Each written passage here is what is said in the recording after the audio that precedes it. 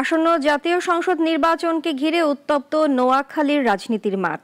জেলার মোট ৬টি আসনে জয়ী হবার লড়াইয়ে মরিয়া বিএনপি, জামায়াত ও নবগঠিত রাজনৈতিক দল এনসিপির নেতারা এককভাবে প্রচারণা ও গণসংযোগের পাশাপাশি দিচ্ছেন প্রতিশ্রুতির ঝুলি।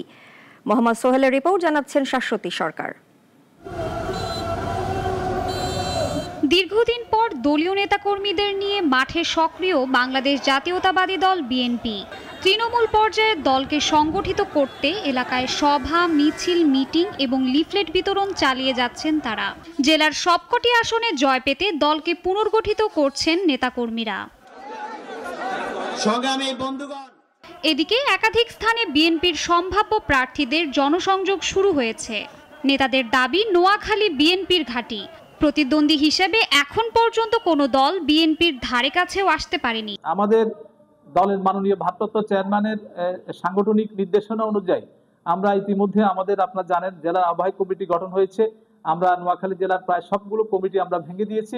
আমরা একটা সুষ্ঠু নির্বাচনের, গ্রহণযোগ্য নির্বাচনের মধ্য দিয়ে যেন বাংলাদেশ জাতীয়তাবাদী দল রাষ্ট্র ক্ষমতায় আসতে পারে। আমরা নোয়াখালী এটা বরাবরই এটা বিএনপি অধিষ্ঠিত এলাকা, এখানে বেগম খালেদা জিয়ার এটা মোটামুটি ওনার সহ কাজ করে। আমি আশাবাদী আমরা এখানকার সব কটি আসনে আমরা জয়লাভ করছি।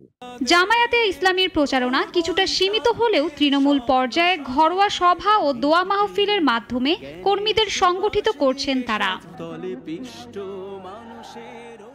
মাঠ পর্যায়ে দল গুছিয়ে এরই মধ্যে সবকটি আসনে প্রার্থী ঘোষণা করেছে বাংলাদেশ জামায়াতে ইসলামী।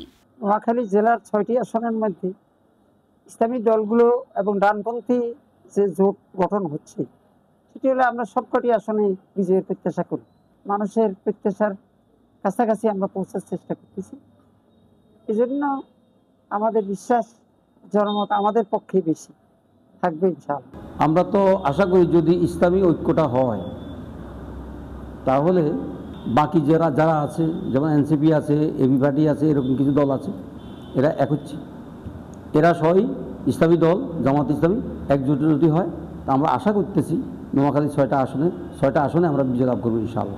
এদিকে তরুণ প্রার্থীদের প্রাধান্য দিয়ে ভোটারদের মাঝে ভিন্নধর্মী বার্তা ছড়াচ্ছে এনসিপি। আমরা যদি মানুষের মাঝে থাকতে পারি, মানুষের কথা শুনতে পারি এবং সত্যিকার অর্থে তাদের জন্য যদি আমরা এই মাঠে ময়দানে অবস্থান নিতে পারি, তাহলে আগামী নির্বাচনে এনসিপি নোয়াখালীতে অন্তত প্রত্যেকটি আসনে না হলেও ম্যাক্সিমাম আসনে এনসিপি জয়যুক্ত হওয়ার একটা অপার সম্ভাবনা রয়েছে।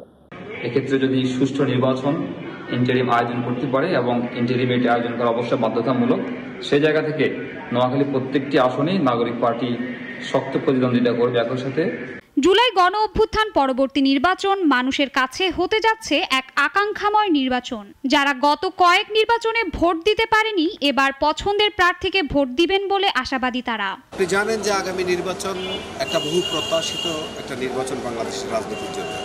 একজন নাগরিক হিসেবে আমরা বিশ্বাস করি যে বিগত অনেক বছরগুলি থেকেই আমরা আমাদের ভোটাধিকারটা প্রয়োগ করতে পারি না। সেই দৃষ্টিতে এই ভোটের দিকে আমরা যারা নাগরিকরা আছি, জনসমাজ আছি, আমরা অধীর আগ্রহে তাকিয়ে আছি যে আমি আমার ভোটটা কখন দিতে পারি।